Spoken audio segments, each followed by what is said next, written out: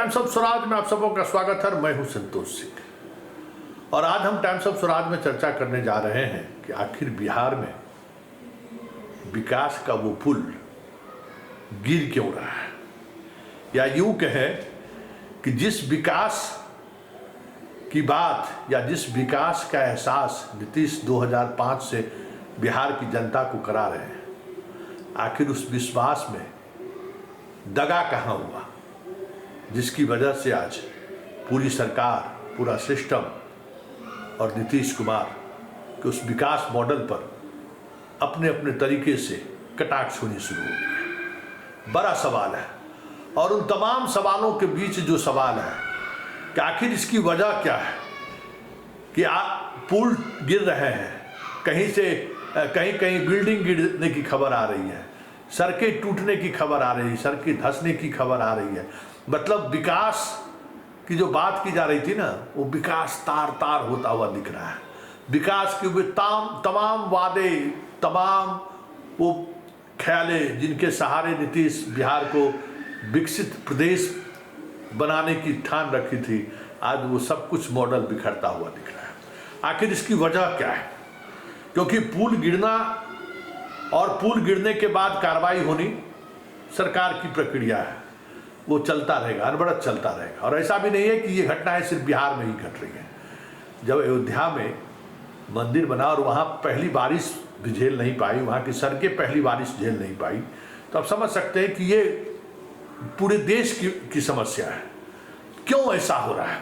इसलिए हम इन चीज़ों को समझना चाहते थे कि आखिर इसकी वजह क्या है, क्या हो गया इस देश में अभी भी, और खास करके बिहार में अभी भी अंग्रेज के ज़माने का पुल आज के ज़माने के पुल से कहीं ज़्यादा मजबूत और पूरी उतने ही मजबूती के साथ खड़ा हो भी है। और उसके अगल बगल में गांधी सेतु जैसा पुल भी बना जो 40 बरस में खत्म, जो पुल मतलब दूसरी पीढ़ी को पुल के लोग देख लें तो बड़ी बात है। मतलब आज की तारीख में सरकार के द्वारा जितनी भी विकास योजनाएं हो रही है, आप जरा गौर करिएगा, जितनी बिल्डिंगें बन रही है, अंग्रेज के ज़माने की बिल्डिंग आज भी आपको दिखाई दे देगी। लेकिन कलेक्ट्रेट बन रहा हो, जो भी बिल्डिंग बन रहा है, मतलब 5, 6, 7, 8, 10 वर्षों में उसकी स्थिति वर्णन करने लायक नहीं रहता है। पटना में जितनी भी सिग्नेचर बिल्डिंग बनी है, चाहे वो पुलिस मुख्यालय का हो, चाहे ज्ञान भवन हो, चाहे नया विधानसभा हो, सब में देख लीजिए बहुत बड़ा तकनीकी फॉल्ट है। बारिश होते ही पानी रिसने लगता है, बारिश होते ही नीचे से पानी निकलने लगता है। आखिर इसकी वजह क्या है? अंग्रेज के ज़माने का जो पुल है या अंग्रेज के ज़माने का जो स्टेशन है, जरा देखिए, वहाँ आप जाएंगे तो देखेंगे कि समुद्र तल से कितने हाइट पर वो स्टेशन को बनाया गया। मतलब अगर बाढ़ भी आएगा ना, उस स्टेशन पर बाढ़ का पानी नहीं चढ़ सकता है। जितने अंग्रेज ज़माने का पुल बना हुआ है, उसके आसपास कितनी भी नदियाँ क्यों न बह रही हो, पानी उस पर नहीं चढ़ता है। मतलब हम लोगों के उत्तर बिहार में है तो बाढ़ वाले इलाके में एक रेलवे स्टेशन ही एक जरिया होता था, जहाँ लोग सुरक्षित महसूस करते थे, भाग के किसी तरीके से रेलवे स्टेशन पहुंचते थे, या स्कूल, पुराने ज़माने में जो सरकारी स्कूल हुआ करता था वहाँ पहुंचते थे, और वहाँ पानी नहीं पहुंचता था, चाहे कितना भी बाढ़ क्यों न आ जाए। तो आखिर इसकी वजह क्या रही है? या अंग्रेज के ज़माने में से बना हुआ पुल या बिल्डिंग आज भी सिग्नेचर बिल्डिंग क्यों है? क्या है इसकी वजह जिसको हम लोगों ने छोड़ दिया है? देखिए, ये कोई बिहार की समस्या नहीं है, ये समस्या पूरे देश की समस्या है कि विकास की जो आंधी चली है ना, उस आंधी को और तेज गति देने के लिए जो बाहरी तत्व है, जो कॉरपोरेट तत्व जगत के जो लोग हैं, जो चाहते हैं कि भाई विकास के नाम पर आंधी चले, लेकिन भाई वो आंधी चलने का नतीजा आप सामने आने लगा कि भाई कोई बिल्डिंग आप बना रहे हैं तो 21 दिन तक सेटरिंग रहना चाहिए छत का, अगर आप उसको 15 दिन में खोल दे रहे हैं, क्यों? कि ये एक नई तरीके का सीमेंट आया जो बहुत जल्द एक दूसरे से जुड़ जाता है। तो ये सारी थ्योरी है। प्रैक्टिकली जो समय चाहिए वो समय चाहिए। एक पुल निर्माण को लेकर जिन जिन बातों को का ख्याल रखना है, उस बातों को ख्याल आपको रखना होगा कि आखिर इस नदी का हाईएस्ट फ्लड लेवल क्या रहा है, इस इलाके का भूकंप का हाईएस्ट लेवल क्या रहा है, किस तरीके का भूकंप आया, वो सब कुछ ख्याल रखा ही नहीं जाता है। हाँ वो पुल बनाना है, चलिए बना देते हैं। अब वहाँ जहाँ आप पुल बना रहे हैं वहाँ के ज़मीन के अंदर का सॉइल का क्या पोजीशन है, वो वहाँ पुल उस स्थिति में रह सकता है या नहीं रह सकता है, नदी की धारा किस तरीके से मुड़ रही है, कटान का क्या स्थिति है, इस सब के अध्ययन में महीनों नहीं बरसों लगता है। तब एक पुल का निर्माण होता है तो 100 सवा साल 2 साल 4 साल 300 साल चलता है, जो अंग्रेज के ज़माने का पुल चल रहा है। पूरे बरसों बरस तक इस पर काम चलता है, तब एक पुल बनता है। अभी क्या है, विधायक जी कह दिए जाके बन गया, सांसद जी कह दिए जाके बन गया। और इस विकास की आंधी में ऐसा भी हुआ कि जिस डिपार्टमेंट के इंजीनियर को इस चीज़ों का एक्सपीरियंस नहीं है वो भी काम करने लगे और उसका परिणाम सामने। तो चलते हैं रमेश प्रसाद सिंह जी के पास और उनसे समझना चाहते हैं कि आखिर बिहार में ये जो विकास का पुल है, विश्वास का जो सेतु का निर्माण नीतीश के नेतृत्व में हुआ, आखिर उस सेतु के निर्माण में कौन सी ऐसी कमी रह गई, क्या ऐसा हुआ जिसकी वजह से आज बिहार शर्मसार है, या यूँ कहे बिहार की चर्चा पूरे देश में होनी शुरू हो गई। कि हालांकि कोई बिहार के लिए ही ये बात नहीं है, बिहार से बाहर भी लगातार पुल टूटने की खबर आ रही है। या पुल तो छोड़िए, जब रामचंद्र जी का अयोध्या से पानी छूना शुरू हो गया मंदिर में, सड़कें जगह जगह धंसना शुरू हो गया, तो फिर कहना क्या है। लेकिन समझना तो होगा कि ये कौन सा डेवलपमेंट है, ये डेवलपमेंट का कौन सा नजरिया है। तो चलिए ना, आपको याद होगा कि बिहार में एक प्राइज मिला था पुल निर्माण के गति पर। इतनी तेजी से साल 2 साल में 600 पुल बन गए थे और हमारे एक सचिव महोदय को इस पर अवार्ड भी मिला, पुल निर्माण निगम को अवार्ड मिला। तो ये बात अलग है, लेकिन बात यह है कि प्रत्येक पुल का अपना व्यक्तित्व होता है, उसका अपना अलग अस्तित्व होता है। सभी पुल गिर रहे हैं, सबके अलग अलग कारण हो सकते हैं।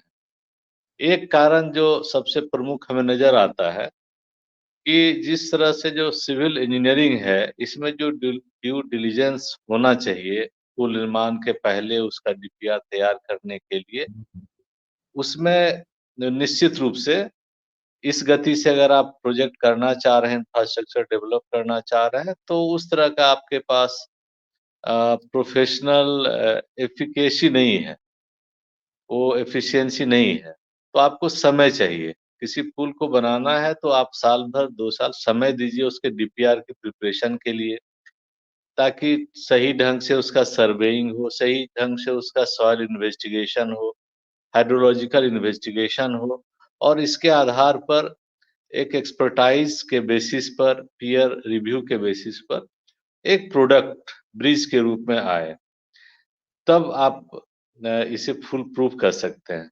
लेकिन आज अगर किसी हमारे नेता ने ऑर्डर कर दिया कि इस नदी पे यहाँ पे पुल बनना है, साल भर में आप इसे तैयार करिए, आप समझ सकते हैं कि इन्वेस्टिगेशन के लिए आपके पास कितना समय है। एक मेजर कारण है ये कि जो इन्वेस्टिगेशन जो इंडियन रोड कांग्रेस या और भी जो वर्ल्ड के कोड्स हैं, इंजीनियरिंग कोड्स, उसमें जो प्रोविजंस है उसका कंप्लायंस करने में समय लगता है। और सिविल इंजीनियरिंग एक ऐसा विज्ञान है जो कॉमन सेंस नहीं है। लोग समझते हैं कि सिविल इंजीनियरिंग एक कॉमन सेंस है, ये कॉमन सेंस नहीं है, एक स्पेशल सेंस है। और जो जर्नलिस्ट हैं उनको लगता है ये कॉमन सेंस है, भाई आप जल्दी से पुल का डिजाइन दीजिए, जल्दी से इसको तैयार करिए, स्पेशलाइजेशन आपके पास हो ना हो, हमारे पास एक डीपीआर आना चाहिए और डीपीआर के बेसिस पे टेंडर होना चाहिए, जल्दी से टेंडर होना चाहिए, काम शुरू हो जाना चाहिए। लेकिन जो उसका बेसिस है, आखिर पुल जिस बेसिस पर आप खड़ा करना चाहते हैं, वो बेसिस को सही होना सबसे पहला शर्त है। आपके जितने भी पुल अभी धराशायी हुए हैं, सबके अलग-अलग कारण हो सकते हैं, हमें सबके बारे में पता नहीं है। लेकिन खास करके नॉर्थ बिहार का मुझे ज्ञान है, खास करके जो कोसी क्षेत्र है। कोसी क्षेत्र में जो भी पुल जहाँ भी गिरे हैं, उसका एकमात्र कारण है कि उसका जो स्कावर डेप्थ है और जो उसका डिस्चार्ज है रिवर का, उसका असेसमेंट सही से ना हो पाना। जब भी नींव रखते हैं किसी ब्रिज का, कितनी गहराई तक नींव रखे, एक इम्पोर्टेंट फैक्टर है। इसको तय आप तभी कर सकते हैं जब आपको ये पता हो कि कितना डिस्चार्ज इस नदी से होगा और नदी का जो बिहेवियर है, जो मॉडल उसका जो डायनामिक्स है, उसके बेसिस पर इसका कितना डेप्थ तक स्कोरिंग हो सकता है फ्लड के टाइम में, इसका असेसमेंट बहुत ज़रूरी है। नॉर्थ बिहार में अमूमन 15 से 20 मीटर तक जनरली रहता है loose soil, loose sand, loose fine sand. उस पर अगर कोई भी फाउंडेशन ब्रिज का देते हैं उस डेप्थ तक, तो सर्टेनली ये सस्टेन नहीं करेगा।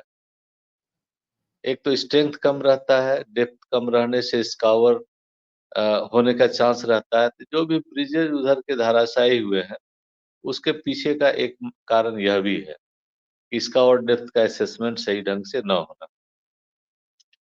अभी हमने एक अप्रेज़ल किया है एक प्रोजेक्ट में ब्रिज का, तो उसमें हमने देखा है कि सब तो ठीक है, स्ट्रक्चरल डिज़ाइन परफेक्ट है, लेकिन जहाँ हाइड्रोलिक इन्वेस्टिगेशन की बात आती है, उसमें बिल्कुल ही ए असम्पशन बेस्ड सारा चीज़ रहता है। उसका कोई साइंटिफिक बेस रहता नहीं। इंडियन रोड कांग्रेस या जो भी इंटरनेशनल स्टैंडर्ड्स हैं, उनका जो प्रिस्क्रिप्शन है कि आप किस तरह से हाइड्रोलॉजिकल कैलकुलेशन करिए, कितना पानी आएगा इस रिवर में, कितना आया था। फ्लड का रिटर्न पीरियड होता है, मैक्सिमम फ्लड जो 50 इयर्स में आए थे, उसके हिसाब से इसका डिज़ाइन करना है, ब्रिज के लाइफ को देखते हुए। तो एक बात तो ये है कि ज़रूर निश्चित रूप से जो इंजीनियरिंग का ड्यू डिलिजेंस है, उसमें हो नहीं पाता है।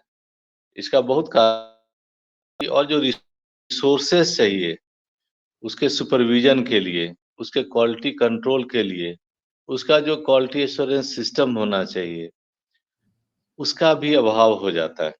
जिस क्वांटम में आपके पास प्रोजेक्ट है, उस रेशियो में आपके पास इंजीनियर्स नहीं है। और जो इंजीनियर्स हैं, कॉन्ट्रैक्ट पर आप लेते हैं या कॉन्ट्रैक्टर के इंजीनियर होते हैं, बहुत वेल क्वालिफाइड और वेल एक्सपीरियंस्ड इंजीनियर की संख्या भी कम होती है। एक एक ये है। एक दूसरा जो सबसे मेजर रीज़न है, वो रीज़न है ईपीसी कॉन्ट्रैक्ट में। क्या होता है कि इंजीनियरिंग भी कॉन्ट्रैक्टर का दायित्व होता है। उसमें कॉन्ट्रैक्टर के द्वारा इकोनॉमी को प्रायोरिटी दिया जाता है, स्ट्रक्चर इकोनॉमिकल होना चाहिए, मैक्सिमाइज़ किया जा सके। तो ईपीसी कॉन्ट्रैक्ट में एक ये प्रॉब्लम होता है कि कॉन्ट्रैक्टर अब वैसे डिज़ाइनर से डिज़ाइन करवाते हैं जो कि उनको लीस्ट कॉस्ट का ब्रिज दे दें, उसमें कंप्रोमाइज़ेज़ होते हैं। कॉन्ट्रैक्टर का कहना होता है कि भाई ये तो 7 स्केल 8 स्केल पर जब भूकंप आएगा तब देखा जाएगा। आप उसके लिए अभी इतना डेप्थ क्यों दे रहे हैं, इतना मटेरियल क्यों दे रहे हैं? यहाँ कंप्रोमाइज़ होता है। दूसरा होता है 50 ईयर रिटर्न पीरियड के लिए हाइड्रोलॉजिकल कंडीशंस जो रिवर के होंगे, वो जब 50 साल में एक बार होता है तो आज के लिए क्यों चिंता करनी है? जब 50 साल में कभी आएगा तो देखा जाएगा। ये सब बातें जब ईपीसी कॉन्ट्रैक्ट हो जाती है जिसमें कि डिज़ाइन करने वाले को ही इकोनोमाइज़ करना है कि कम से कम खर्च में ब्रिज बन सके, तो यहाँ कंप्रोमाइज़ होता है। मुझे एक्सपीरियंस है इस बात का। जैसे जब आप अर्थक्वेक कंडीशन लेते हैं और नॉर्थ बिहार में बहुत ज़्यादा ऐसा ज़ोन है जहाँ लिक्विफेक्शन होता है, सैंड का लिक्विफेक्शन होता है। यानी कि ऊपर का जो 7-8 मीटर 10 मीटर का स्ट्राटा है, वो जब अर्थक्वेक 7 स्केल का या 5 ज़ोन 5 का जो मैक्सिमम स्केल होता है, उस स्केल में अगर अर्थक्वेक आ गया तो लिक्विफाई करेगा। तो 7 से 8 मीटर का जो डेप्थ होता है फाउंडेशन का, वो यूज़लेस हो गया, एक तरह से बर्डन हो जाता है। तो आपको पाइल का डेप्थ बढ़ाना चाहिए। हमने एक बार ऐसा किया था कि भाई ये तो लिक्विफाई करेगा सैंड, 8 से 10 मीटर तो आप ऐसे ही छोड़ दीजिए और अगर 20 मीटर आ रहा है, तो उसको 30 मीटर कर दीजिए। कॉन्ट्रैक्टर ने कहा कि सर ये जब आएगा भूकंप तब ना, तो ये मेंटलिटी हो जाती है जब ईपीसी कॉन्ट्रैक्ट होता है। तो एक था कि उसमें एक ऑथोरिटी इंजीनियर भी होते हैं, जो कि खास करके क्लाइंट को बताते हैं कि हाँ, काम ठीक से चल रहा है नहीं या क्वालिटी ठीक है नहीं। लेकिन जो ऑथोरिटी इंजीनियर होते हैं, उनकी भी ऐसी कैपेसिटी नहीं हो सकती है कॉन्ट्रैक्ट के हिसाब से कि वो पूरे क्वालिटी कंट्रोल से लेकर के कॉन्ट्रैक्टर का प्रोक्योरमेंट और सारा चीज़ पे वो अ, ध्यान दे सकें। हुँ। तो ये बात है इसमें, तो इसमें एक ये रहता है, ट्रेड ऑफ होता है between profit making and design of the brick bridge. तो एक ये रीज़न होता है कि इकोनॉमी करते-करते इससे उसमें चीनी कम करते-करते बिना चीनी का हो जाता है कोई चीज़, तो वो बैलेंस थोड़ा गड़बड़ हो जाता है, खासकर ईपीसी। स्कूल के बारे में मुझे खबर मिली है, जो कि हुँ। जो नॉन स्पेशलाइज्ड डिपार्टमेंट है गवर्नमेंट का, उनके द्वारा हाँ, बनाया हाँ। जा रहा है। जैसे ब्रिज बनाना, बिल्डिंग बनाना एक स्पेशलाइज़ेशन है सिविल इंजीनियरिंग में। उसका डिज़ाइन करिए या उसका कंस्ट्रक्शन कराइए, सुपरविज़न करिए। जैसे rural engineering organisation REO, REO का ज़िम्मा पहले रहता था कल्वर्ट वगैरह बनाने का रूरल रोड्स में। आजकल ब्रिजेज़ बड़े-बड़े ब्रिज भी बनाए जा रहे हैं उनके द्वारा। रिवर पे ब्रिज बनाए जा रहे हैं, जिसमें कि स्पेशलाइज़ेशन चाहिए। तो एक अभी जो खबरें आ रही है वो इसके कारण भी आ रही है। इरिगेशन डिपार्टमेंट भी इस तरह का स्ट्रक्चर ब्रिज वगैरह बनाना शुरू किया है, जबकि उनका अलग स्ट्रक्चर होता है। जैसे वो ये कैनाल स्ट्रक्चर, डैम स्ट्रक्चर इसमें स्पेशलाइजेशन है।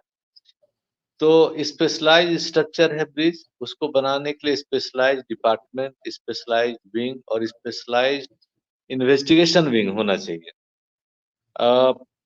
पीडब्ल्यूडी में पहले जितने भी ब्रिज थे, जो बने थे, आपको पता होगा कि पीडब्ल्यूडी में 25 डिवीज़न सिर्फ़ इस काम को करता था, इन्वेस्टिगेशन का काम करता था। 25 एक्जीक्यूटिव इंजीनियर या 25 डिवीज़न पूरे बिहार में लगातार इन्वेस्टिगेशन का काम करता था, soil investigation, hydrological investigation, surveying, उसके बेसिस पर सारा कंस्ट्रक्शन होता था, डिज़ाइन होता था, डिपार्टमेंट खुद करता था। उसमें काफ़ी ड्यू डिलिजेंस होता था, हर चीज़ का। अभी सरकार का निर्णय हुआ, कालांतर में उस सिस्टम को बैठा दिया गया। माने 25 डिवीज़न में अभी एक भी डिवीज़न कार्यरत नहीं है जो इस काम को करे। कि हुँ। इसका इन्वेस्टिगेशन करे, हाइड्रोलॉजिकल इन्वेस्टिगेशन करे या सॉइल इन्वेस्टिगेशन करे या डिज़ाइन का काम करे। उसका नाम था advance planning. Advance planning divisions 25 थे, उनका सिर्फ़ यही काम था। तो आप हुँ। समझ सकते हैं कितना बड़ा काम था, लेकिन उसको एडवांस प्लानिंग की बात मैं कर रहा था, कि एडवांस प्लानिंग विंग को बिल्कुल ही समाप्त कर दिया गया। एक समय में हमने प्रपोज़ल दिया था, कभी विभाग की बात है, उसमें 12 डिवीज़न को रिवाइज़ करा 12 डिवीज़न को रिवाइव करके हमने सोचा था कि फिर से कम जो डीपीआर बन रहे हैं कंसल्टेंट द्वारा जो बनाया जा रहा है, उसके क्वालिटी को चेक करने के लिए 12 डिवीज़न काम करें। तो रिवाइव हो गया, सब चीज़ हो गया, बाद में फिर उनको काम नहीं मिला, अब फिर वो बंद कर दिए गए। तो एक आप समझ रहे हैं कि जो शुरू में हमने आपको कहा था कि हुँ। जो इंजीनियरिंग इन्वेस्टिगेशन के लिए समय चाहिए, जो रिसोर्स चाहिए, वो सही से नहीं दिया जा सका है। जो तेज़ गति से जो इंफ्रास्ट्रक्चर का डेवलपमेंट हुआ, वो भी एक कारण है। जितना उसमें इनपुट डालना चाहिए था इधर का, उतना इनपुट डाला नहीं। उसके डिज़ाइन में हुँ, हुँ। जो बेड बेड पार्टिकल होता है रिवर का, उसका जो साइज़ होता है, अलग-अलग ज़ोन में, वो काफ़ी सेंसिटिव होता है। अगर साइज़ थोड़ा छोटा कर दीजिए, तो इसका और डेप्थ काफ़ी बढ़ जाएगा। उसका साइज़ थोड़ा बड़ा कर दीजिए, तो इसका और डेप्थ कम होगा।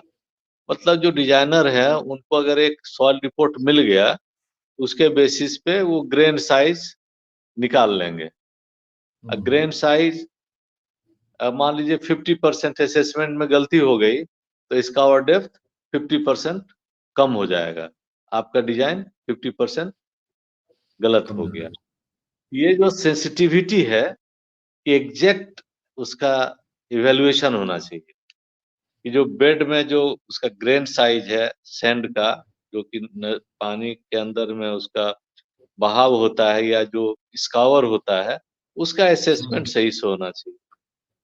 दूसरा है कि जो करंट है, वेलोसिटी है या जो डिस्चार्ज है, हम्म तो डिस्चार्ज के असेसमेंट में भी एक गड़बड़ी होती है कि जल्दीबाजी में कहीं से भी कुछ डिस्चार्ज ले लिया, इरिगेशन से ले लिया डिस्चार्ज, एक मेथड से डिस्चार्ज लेकर के डिजाइन कर दिया। जैसे कि वो केवल खाना पूर्ति हो, जबकि खाना पूर्ति नहीं है, वही बेसिस है डिजाइन का। अगर सही से आपके पास रिवर का डिस्चार्ज पता नहीं है कि इसमें कितना पानी आएगा, इसके बेड में किस तरह का सॉइल है या किस तरह का मोटा बालू है, महीन बालू है, सिल्ट है, ये पता नहीं हो ठीक से, किस ज़ोन में क्या है।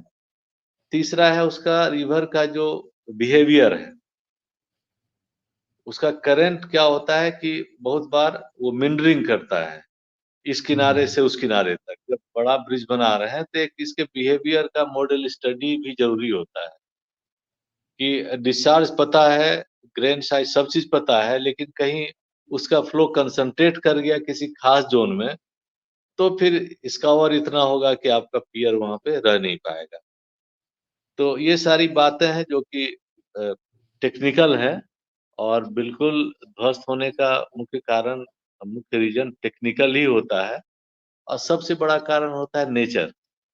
कि सिविल इंजीनियर हमेशा नेचर के खिलाफ असम्पशन करता है कि इतना ही पानी आएगा, सॉइल का यही बिहेवियर होगा, बहुत सारा असम्पशन्स है।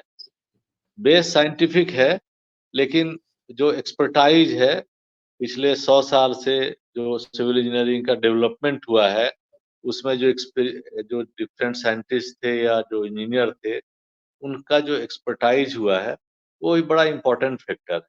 उसके बेसिस पे ही बहुत सारा फ़ॉर्मूलाज़, बहुत सारा डिज़ाइन पैरामीटर हम लोग का जो स्टैंडर्ड्स है उसमें है, उसके बेसिस पे करते हैं। लेकिन आपका असम्पशन प्रकृति गलत भी साबित कर सकती है। हम्म हाँ, आपने जो एज़्यूम किया, हो सकता है कि प्रकृति उसको गलत साबित कर दे।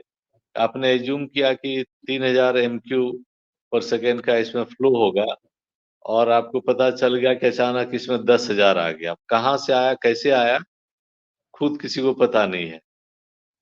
तो इस तरह से चौथा इसको भी आप एट्रिब्यूट कर सकते हैं कि बहुत बार जो असेसमेंट करने के बाद भी बहुत बार पुल गिर जाता है, क्षतिग्रस्त हो जाता है। सब कुछ आपने परफेक्टली कर लिया, फिर भी आपको नेचर से फाइट करना है, तो एक कठिन काम है, उसमें फेल्योर हो सकता है। लेकिन अब पार्टिकुलर ब्रिज के बारे में पूछेंगे कि यह ब्रिज क्यों गिरा, वह ब्रिज क्यों गिरा, सबका अलग-अलग कारण होगा, सबका अलग-अलग हिस्ट्री होगा। कहीं लापरवाही होगी, कहीं असेसमेंट ठीक नहीं होगा, कहीं कंस्ट्रक्शन का क्वालिटी ठीक नहीं होगा, कहीं प्रॉफिट मेकिंग मोटिव होगा, कहीं क्वालिटी का ये होगा, तो बहुत सारी चीज़ें हैं। कहीं प्रोफ़ेशनल स्किल नहीं होगा बनाने के लिए कॉन्ट्रैक्टर के पास वो हम्म अ, एफिशिएंसी नहीं होगी उसके उनके पास इक्विपमेंट नहीं होगा, उनका एक्सपीरियंस नहीं होगा, तो बहुत सारी चीज़ें हैं। तो ऐसा नहीं है कि बिहार में 12 ब्रिज गिर गए, पूरे दुनिया में ब्रिज गिर रहा है, ऐसा नहीं है कि सिर्फ़ यहीं गिर रहा है। लेकिन गलत कारणों से इसका हाइलाइट होता ही है, क्योंकि अब आरईओ को ब्रिज बनाने दे देंगे जिसके पास एक्सपीरियंस नहीं है, हम्म तो उसमें कमी रह जाएगी। अभी एक ब्रिज का मैं अभी कर रहा हूँ जो जिसका ज़िक्र पहले किया, उसमें है कि अगले साल से इसमें ब्रिज बनना है। तो डीपीआर कंसल्टेंट ने तुरंत एक डीपीआर बना के दे दिया। हम्म मोस्टली कॉपी पेस्ट होता है डीपीआर, हम्म उसमें सॉइल इन्वेस्टिगेशन नॉमिनल किया हुआ है, 25 पीयर है, एक 2-4 पीयर का कर लिया गया और जो हाइड्रोलॉजिकल इन्वेस्टिगेशन हमने देखा कि प्राइमा फेसी बिल्कुल ही गलत, जो कि इम्पॉसिबल है और फिजिबल नहीं है। तो उस तरह का भी डाटा है, उसके बेसिस पे बड़ा-बड़ा पुल बन जाएगा, तो उसमें बाद में चलकर दिक्कत होगी। तो क्रॉस जो पीयर रिव्यू या पीयर चेक वो ऑनेस्टली होना चाहिए कहीं न कहीं। अगर किसी कंसल्टेंट ने डिज़ाइन दिया तो सही है, एक्स्ट्रा रिसोर्सेज़ मिल गया डिपार्टमेंट को, लेकिन उसको रिव्यू करने के लिए एक कॉम्पिटेंट टीम होना चाहिए, कि जो सैलिएंट फीचर्स है, सैलिएंट पॉइंट्स है रिव्यू का, वो होना चाहिए डिपार्टमेंट के पास, जिसका अभाव है। स्पष्ट रूप से अभी बिहार के किसी भी डिपार्टमेंट में इसका अभाव है, क्योंकि उसको डेवलप नहीं किया गया है, या जो डेवलप्ड था पहले उसको ओमिट कर दिया गया। कंसल्टेंट बेस्ड सारा इंजीनियरिंग हो गया। कंसल्टेंट ही उसका डिजाइन करेगा, कंसल्टेंट ही कंस्ट्रक्शन कराएगा, कंसल्टेंट ही मेजरमेंट करेगा। तो एक तरह से मैनेजमेंट डिपार्टमेंट हो गया।